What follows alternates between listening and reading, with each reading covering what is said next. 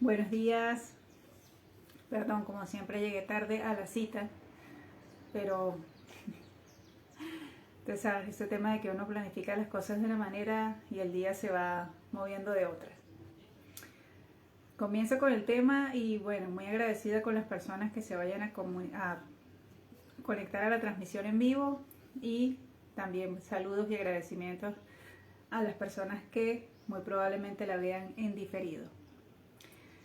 Se me ocurrió este tema de la desesperanza o la indefensión, que es otro nombre con el que se conoce esto, aprendido o aprendida, porque creo que nosotros que somos papás, que estamos en esta travesía, tenemos que aprender a identificar estos elementos, revisarnos profundamente, porque como yo siempre les he dicho, por ejemplo, a nivel personal, siempre he considerado que Mati y Gabriel vinieron a sacar la mejor versión de mí, pero solamente eso sucede porque desde la humildad he reconocido mucho de mis defectos de carácter, de mis debilidades, de mis inseguridades, de un discurso que muchas veces me boicoteaba y me generaba un profundo malestar. Y solamente cuando uno viaja a esas profundidades del ser, es que puede entender mucho de lo que le está pasando y comprender el porqué de nuestras reacciones y por qué pareciera que todo como que conspira en nuestra contra y empezar a entender que pues de toda vivencia, sin importar de dónde provenga, quién no la traiga, es un aprendizaje.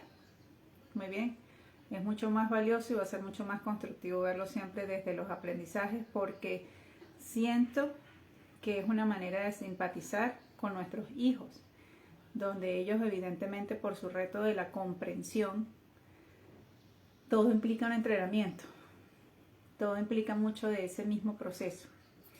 Entonces, bueno, este tema de la indefensión o de la desesperanza, y se dice que es aprendida, porque obviamente nos va a trasladar mucho a nuestro pasado, a nuestra propia historia, a nuestra crianza, de tanto lo que hicieron con nosotros como a su vez las interacciones, ¿no? La forma en la que nosotros veíamos que ese entorno se iba relacionando, se iba desarrollando. Pero donde el tema central sí es que se vive desde la carencia, desde la dificultad, desde siempre estar midiendo problemas, desde el hecho de considerarse que uno no es lo suficientemente valioso. De hecho me conseguí un escrito de eso que me pareció muy interesante, siento que lo enmarca muy bien y dice: debo ser bueno, humilde, complaciente porque creo que no valgo nada y no me merezco nada porque considero que es mi deber aunque nunca lograré dar la talla. Entonces obviamente que es un principio donde uno se siente siempre relegado, en último lugar, que como bien lo dice ese texto, que siempre debemos estar buscando la aprobación de otros, que otros nos dirijan, siempre partiendo desde los miedos, siempre preocupándonos por el pero y si pasa tal cosa. Y obviamente todo eso se reduce para mí a una palabra: autosabotaje. Puede estar muy bien racionalizado, puedo yo tener mis experiencias previas, pero el punto es por qué no decido hacer las cosas diferente. Muy bien. Y nuevamente en esta ruta que nos marca a nosotros el espectro del autismo, hay mucho de eso, hay mucho de ensayo de error, hay mucho de desaprender, mucho de tener que liberarnos de parámetros, de tener inclusive que marcar distancia con nuestros seres queridos, porque obviamente una situación tan apremiante, una situación que implica sacar la resiliencia a todo nivel y que lo que nosotros encontremos alrededor sea muchísima resistencia, que nos están cuestionando nuestro proceso, que estén cuestionando a nuestro hijo, pues lógicamente implica empezar a tomar decisiones bien importantes, ¿no? De empezar a marcar límite con aquellas personas que aunque queremos, apreciamos mucho y reconocemos su buena voluntad, tenemos que muy objetivamente darnos cuenta pues que no es la persona que fluye para mí en estos momentos, porque una de las cosas más terribles que tiene la desesperanza aprendida es llegar a ese punto de lo que coloquialmente llamamos ahogarse en un vaso de agua. Se presenta cualquier situación y de inmediato eso nos conecta con la aprensión, con el miedo, con la sensación devastadora de otra vez porque yo, porque a mí, muy bien, y que entonces en vez de enfocarnos y mirar objetivamente la situación, porque esa es la gran diferencia entre aceptar y dejar de resistirse. Cuando yo acepto una situación, aunque no esté de acuerdo que me esté teniendo que suceder esto, la puedo mirar con objetividad. ¿Cuáles son los elementos que la componen? Y a partir de esos elementos, poder empezar a trabajar en el plan de acción. Pero en la desesperanza aprendida es tan terrible la sensación que produce, que es como si la gente se quedara ciega. ¿Ok? Situaciones que a la vista de cualquiera tienen solución, son manejables. Hay opciones, pero la persona ya se rindió. Antes de empezar a luchar, ya se rindió. Muy bien, porque su esquema interior, porque su discurso, porque sus creencias le dicen, no vale la pena luchar. No vale la pena esforzarse. No importa, la gente siempre te va a fallar. ¿Ok? Y mientras uno de manera consciente no decide romper con esos esquemas, obviamente que se va a ir a la lona, se va a ir al piso. Se lo va a comer la depresión y la desesperación. Muy bien. Entonces, yo no digo que no hay momentos que sean muy duros en esta travesía, porque yo tuve muchos de esos. De sentarme a llorar en una esquina completamente descorazonada, yo creo que sería la palabra para eso. Pidiéndole a Dios discernimiento y no teniendo ni idea de qué hacer. Pero entendiendo que lo primero era que no podía avanzar en ese estado emocional en el que me encontraba y bueno, me desahogaba, lloraba, escribía, buscaba la manera. Luego veía como que cuál era la prioridad. Bueno, lo más importante es que ahorita que los niños estén medianamente bien, tratar de manejar una crisis aunque no la entendía muy bien. Luego de que pasaba como que esa tormenta, entonces ponerme a analizar en detalle por qué pasó, por qué sucedió, cuáles fueron los detonantes, qué pasó en el minuto 1, qué pasó en el minuto 2, qué pasó conmigo, de qué manera yo también influí en esa situación. O sea, empezar a generar todo un campo de nuevos conocimientos a través de la observación. La observación es muy valiosa y es algo que yo le digo mucho a mis pacientes, no solamente a los papás que asesoro con el tema de sus hijos, sino también en los procesos psicoterapéuticos. Hacer conciencia siempre es el primer paso. Y hacer conciencia es hacer un seguimiento de uno diario de cada momento y de cada circunstancia. De lo que pensamos, de cómo nos sentimos y de cómo nos comportamos. Porque eso es lo que nos permite decir, ya estoy actuando otra vez por impulsos. Estoy cayendo en los viejos patrones. No para que nos sentamos mal y digamos, es que ¿para qué hago el esfuerzo? Es que yo nunca voy a cambiar. No, ya el hecho de hacer la conciencia, de no funcionar en automático, sino tener ese instante de decir, ya va, voy a hacer lo mismo de siempre, por ahí comienza el proceso del cambio. Muy bien, desde el reconocimiento, desde el entender que está muy bien equivocarse, porque a nosotros nos han vendido de que uno debe ser perfecto, de que por eso es que entonces comienzan esos niveles de autoexigencia, porque es que a mí en mi casa no me aceptaban, la máxima calificación era un 10 y si yo llegaba con un 9 era un problema y yo nunca le di la talla a mi familia y etcétera, etcétera, y hay que hacer las cosas o se hacen bien o no se hacen. Odio y detesto sobremanera esa frase. Las cosas hay que hacerlas lo mejor que se puedan. Muy bien, porque no todos tenemos los mismos recursos en un momento determinado, ni estamos en el mismo momento de vida, ni tenemos la misma cantidad de madurez y experiencia. De eso se trata vivir. Vivir se trata más de equivocarse que de que las cosas salgan bien. Porque si no fuera así, no tuviéramos los grandes inventos de la historia. Créanme que esa gente a la tercera dijo, el señor que hizo la electricidad, de malas, no se pudo. No, fueron no sé cuántos miles de intentos y en no sé cuánto mil tanto fue que lo logró. Entonces, si esa gente tan destacada tuvo la humildad para verlo de esa manera, ¿cuánto no más nosotros, no? Yo comparo mucho eso con el tema de la conducta alimentaria. No, es que él no come eso, no, es que él no come nada. Sí, pero es que mientras tú te sigas dando el discurso, tienes la excusa para no hacer el intento.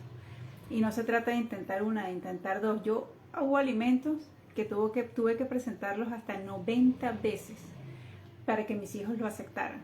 90 veces. Metiéndole toda la creatividad, probando diferentes texturas, metiendo los camuflados, de a pedacitos, de que si te comes esto te doy esto. Muy bien. Porque entendía que, porque mi meta final es, mis hijos tienen que aprender a comer, mis hijos tienen que desarrollar toda una buena flora intestinal, y eso solo se logra a través de una alimentación muy balanceada, muy variada, para que exista en ese organismo la mayor cantidad de bacterias posible. Pero nunca me puse tiempo, eso me tomó años. Y obviamente que con el pasar de los años, como todo ser humano, también entendí que había cosas que les gustaban mucho, otras les gustaban menos, otras definitivamente no les gustan, otras les gustan preparadas de determinada manera, pero yo quedé muy conforme con el tema. Para mí se logró el propósito, pero no lo logré en 6 meses. Y no fue la misma vivencia que tuve con Mati que con Gabriel. Entonces imagínense, cuando en mi caso, por ejemplo, que yo recibí esos diagnósticos con solo 3 meses de diferencia entre el uno y el otro, estaba pasando por un duelo, me estaba divorciando, o sea, estaban todos los componentes para que yo me rindiera. Pero ¿por qué no me rendí? Porque obviamente en mi forma de ser, en las cosas que yo he tenido que enfrentar a nivel personal, entiendo que está muy bien caerse de rodillas, completamente válido, pero no me puedo quedar en el piso. Entonces eso es lo primero para salir de esa desesperanza. El hecho de entender de que, bueno, yo no soy responsable de la crianza que recibí, pero sí soy responsable de la interpretación que decido darle, y más ahora que soy un adulto, entendiendo que como adulto cuento con capacidades, soy una persona irrepetible, irreemplazable, única, que voy a mis tiempos y que realmente tengo que enfocarme en eso. Entonces fíjense que hay preguntas bien interesantes que uno puede hacerse en esto, como es el hecho de preguntarse siempre, primero lo que yo les decía, ¿no? El tema de aprender a equivocarse. Aprender a equivocarse es eso, no estar temiendo a buscarse 10.000 respuestas en la cabeza a ver cuál es la perfecta y la exacta para funcionar. Es asumir el riesgo controlado, obvio, no es que no se va a tirar por un puente, pero sí entender de que, bueno, el por qué voy a hacer esto, para qué lo voy a hacer, por qué me voy a atrever, qué es lo que yo estoy buscando, cuál es la sensación que persigo detrás de esto. No es importante el resultado, importante es la vivencia. Y que la vivencia me enseñe que a pesar de que el miedo me domine mucho, el miedo me puede impulsar. ¿Por qué? Porque hay cosas que dan más miedo todavía. A mí me hubiese dado mucho miedo no haber hecho todo lo que hice por Mati y Gabriel, y que no haber superado mucho de esa adversidad y tener que desarrollar los procesos a como fuera, pero tener que hacerlo. El no hacer eso me producía un miedo mayor, que mis hijos no pudieran avanzar. Entonces eso es un buen ejercicio que pueden hacer. Cuando algo les dé miedo, digan, ajá, pero si yo no intento esto y esto no se hace, ¿cuál sería el siguiente paso que yo estoy truncando? ¿Qué se dejaría de pasar aquí arriba? Y esto normalmente nos da más miedo que esto. Nuevamente el principio de que por qué los procesos se deben llevar por etapas para consolidarlos y lograrlos. Otra pregunta muy importante que nosotros tenemos que hacernos para salir de la indefensión es preguntarnos, ¿yo sé realmente quién soy? Más allá de lo que los demás puedan decir de mí, del concepto en que me tengan las personas, de quitarme los abrigos de si cuento con una profesión, de un oficio, de la cultura en la que vengo, de la crianza que tuve, quién soy en esencia. Así como cuando uno se desviste por completo y se para enfrente de un espejo, que ahí ve lo que es, ¿ya? Porque ni está maquillado, ni está utilizando los colores que mejor le favorezcan, ni el corte de ropa que lo haga ver más lindo, no. Esto soy, en esencia esto soy. Ese ejercicio también tenemos que hacerlo con nuestra parte, pienso que no solamente emocional, sino mental y espiritual. Muy bien. Y la espiritualidad, como cada quien la conciba, porque entiendo que eso es un tema muy particular. Hay gente que tiene una religión específica, pero realmente nunca se sintió identificada con ello, porque le da un carácter más religioso.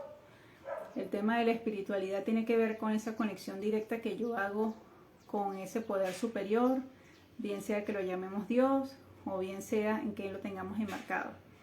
Pero el punto es que es una conexión que yo sé que lo que a uno le trae es nutrición, que le genera cimientos, que lo vuelve un roble, lo tiene fuerte, lo mantiene firme, lo mantiene equilibrado, le hace entender que ese poder superior está ahí no para conceder deseos, no para protegerte de que, ay no, es que yo en esta posición, a mí nunca me va a pasar un contratiempo. No se trata de nada de eso. Para mí el tema de la espiritualidad se encierra en que uno todos los días está trabajando, nutriendo, fortaleciendo, para que cuando lleguen los momentos de crisis, uno pueda mantener el antagónico, el némesis, como dicen por ahí, la serenidad. Porque la serenidad, como bien lo dice esa oración, aceptar las cosas que no puedo cambiar, valor para cambiar aquellas que puedo y sabiduría para reconocer la diferencia. Muy bien, entonces el hecho de uno mantenerse sereno le mantiene la mente despejada. Y el mantener la mente despejada permite el plan de acción. Y otro punto muy importante, lo he vivido a nivel personal y lo veo mucho en los otros papitos. Parte de lo que ayuda a los hijos a ir desarrollándose en estos procesos, y cualquier hijo, salgámonos de la categoría del espectro, va mucho en función de lo que los papás le reflejen.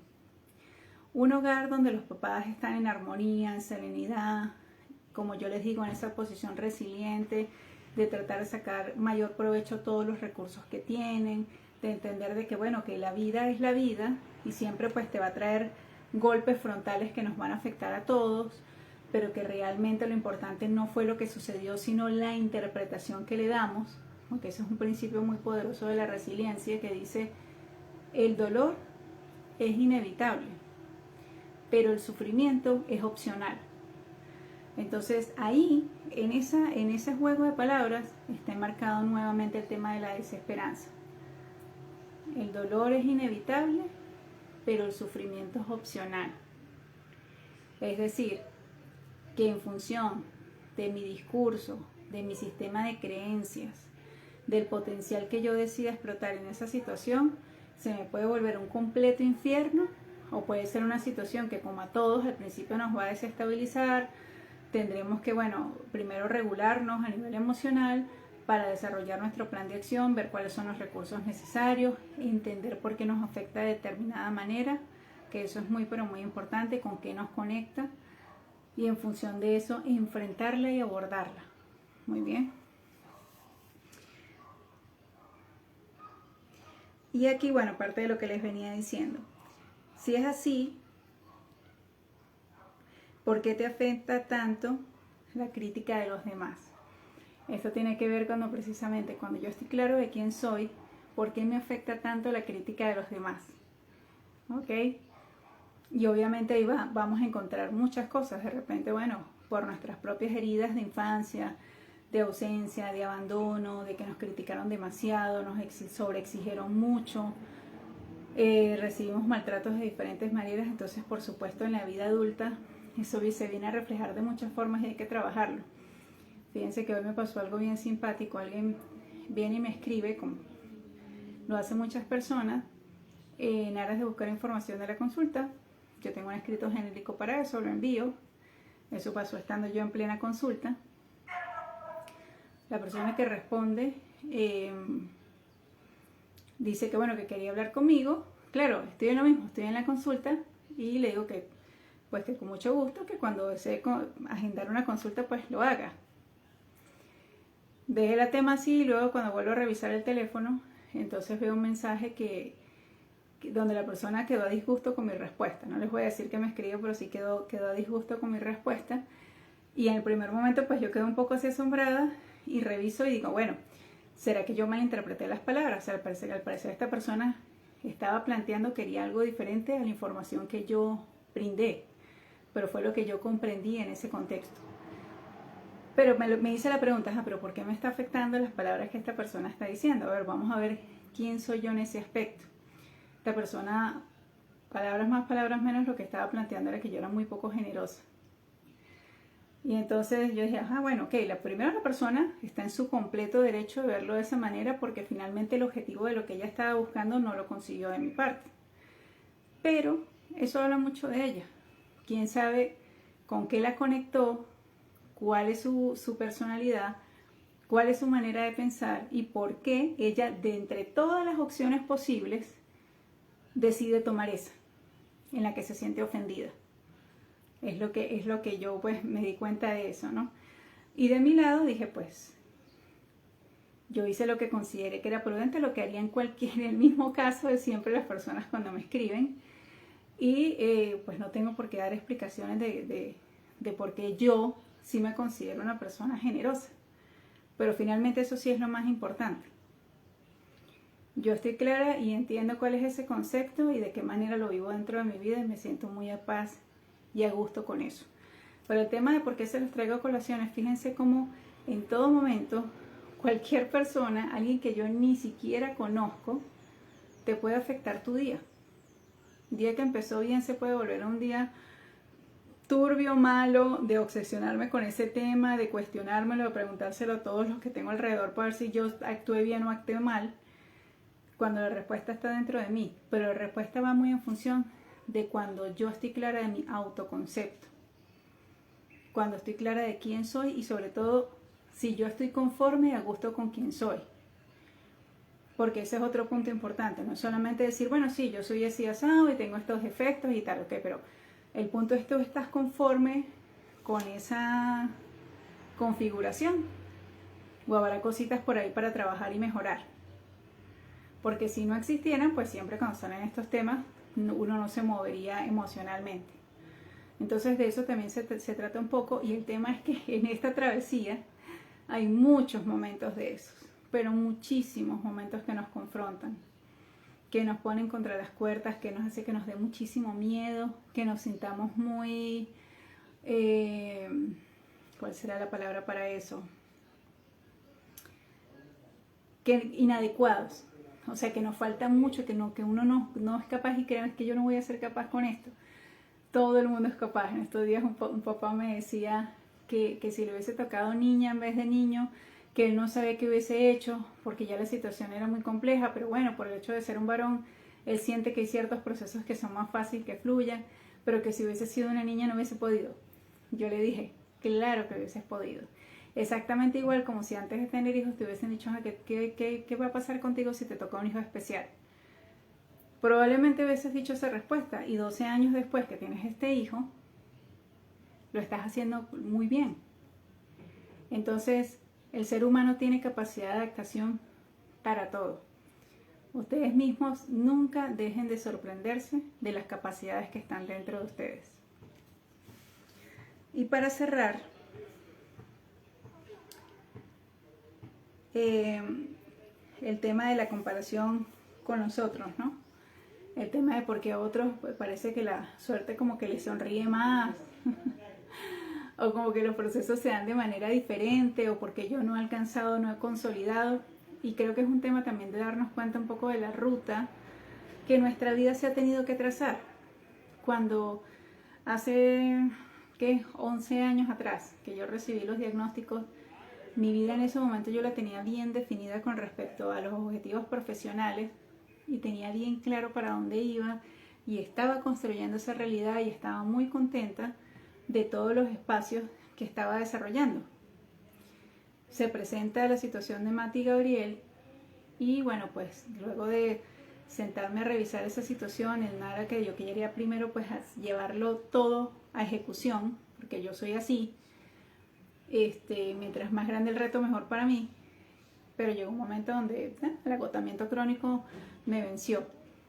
Fue muy importante, lección que aprendí de ahí, todo tiene su momento. Lección que aprendí de allí, no es necesario modificar los objetivos. Lección que aprendí de allí, hay que buscar el momento oportuno y tener clara cuáles son las prioridades. En esos momentos la prioridad era Mati y Gabriel, que yo me pudiera casar con la nueva situación, comenzar a adquirir conocimientos en todas las áreas, pasar por estos procesos de observación. Obviamente estábamos en la etapa evolutiva más crítica porque estaban bien chiquitines, estamos hablando que uno tenía 2,5, el otro tenía 4, y había pues una cantidad de retos enormes allí, y yo dije, esto es lo más importante. O sea, yo estoy clara con eso en los proyectos, yo sé qué es lo que quiero hacer, pero de momento eso lo tengo que tener allí. Sí lo voy a hacer, pero cuando realmente me sienta en sintonía, equilibrada y que todo está fluyendo y marchando. Y el hecho de no resistirme y dejarme ir con la corriente y fluir y aprender todo lo que pues estos años me han regalado de la experiencia de Mati y Gabriel, todo lo que me ha regalado la experiencia con los pacientes, fue muy importante. Una de las cosas que yo quería a nivel personal desde que tengo como 17 años, yo quería escribir un libro.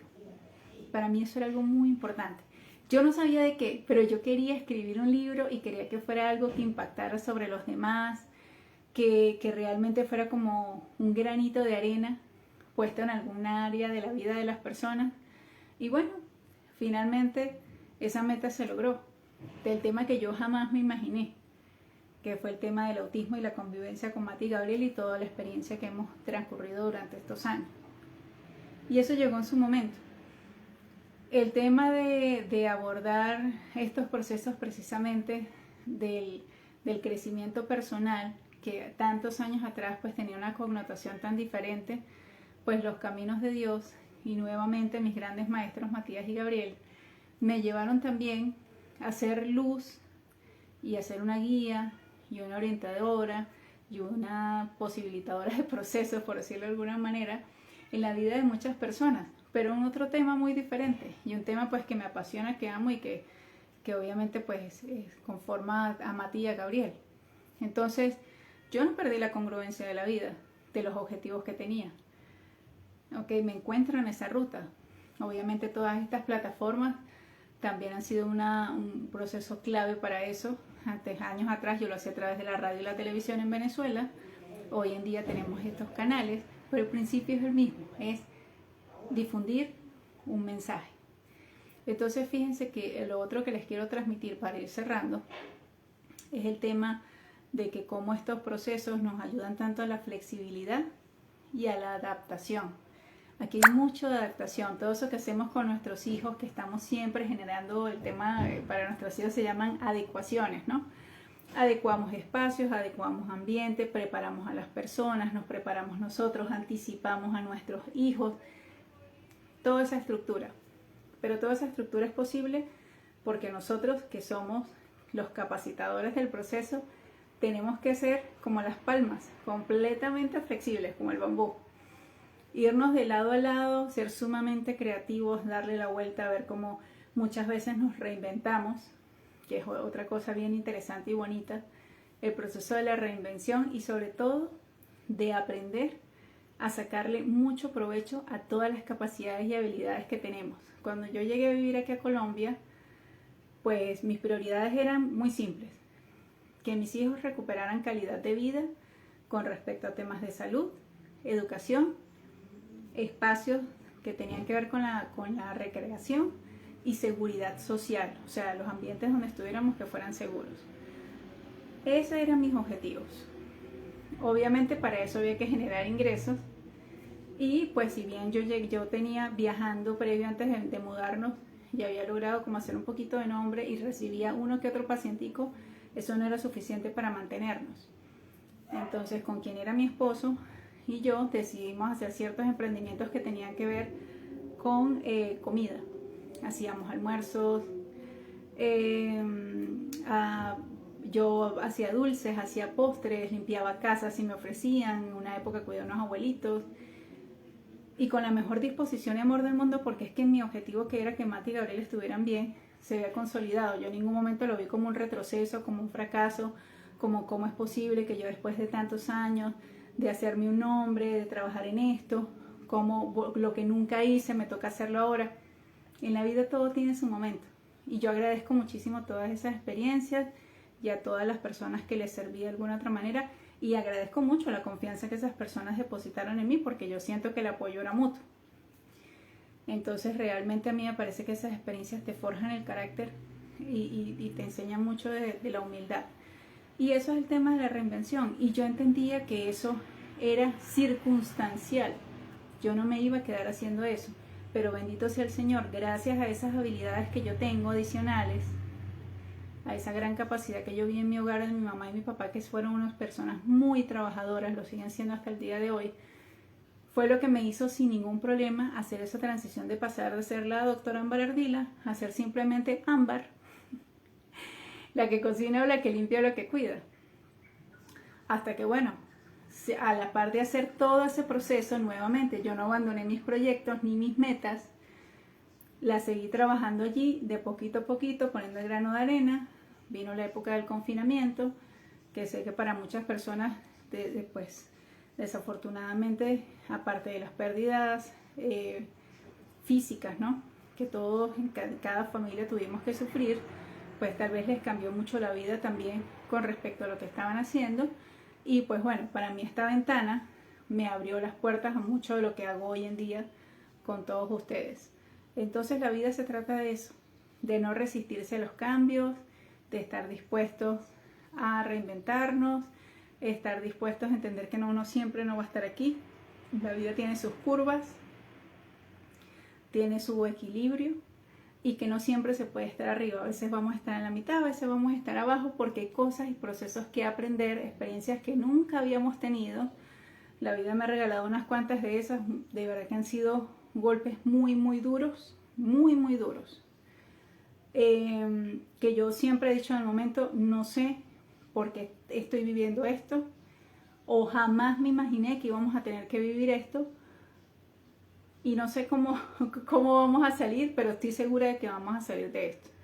Todavía no entiendo muy bien la lección, pero creo que lo más importante es que me enfoque en que frente a este desajuste, nuevamente alinear todo, no como estaba, porque siempre que vienen esos golpes de la vida es como que todo se cae y tenemos que volver a reconstruir. La vida se trata mucho de eso, de modelar y de modelar.